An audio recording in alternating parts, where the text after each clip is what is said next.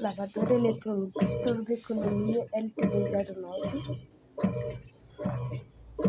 Ela tá no médio. Cama e banho. Molho mais estação. Duplo enxágue para secar de economia de água. Lavando um edredom. A massinha de zup romântica. Esse aqui, gente, pra ela não jogar água lá no fundo. Aí ela joga água aqui pra frente. Faz um lequezinho lindo. Parou pro muro.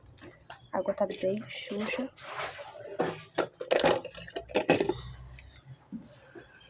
Vamos colocar na estação turbo.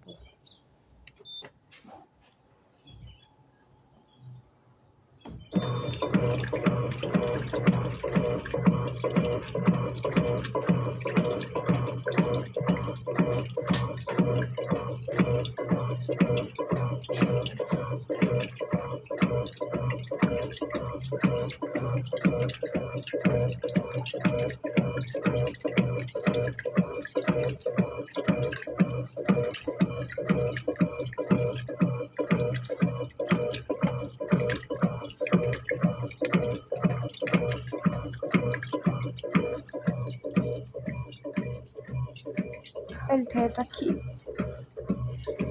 Aqui vai lavar uma roxa. E esse daqui.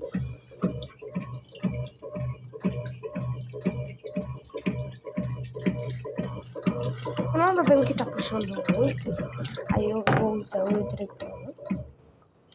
Com essas duas teclas. É porque o médio dela é aqui. Aí pra eu encher até aqui, encher até lá o médio da régua, vou ter por baixo. Gente.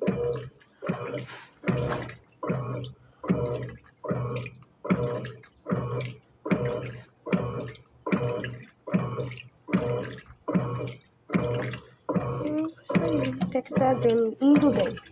Eu ia colocar essa daqui. Só que aí eu tô com medo de colocar, passar pro nível alto e ela não conseguir mexer. Entendeu? Aí eu tô deixando ela aqui, pra ela lavar duas vezes juntas. Aí depois tem mais aquelas três ali. Tem dois edredom e aquela roxa.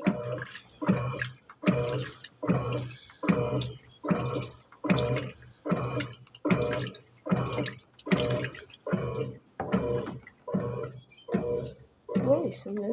Aí vai lavar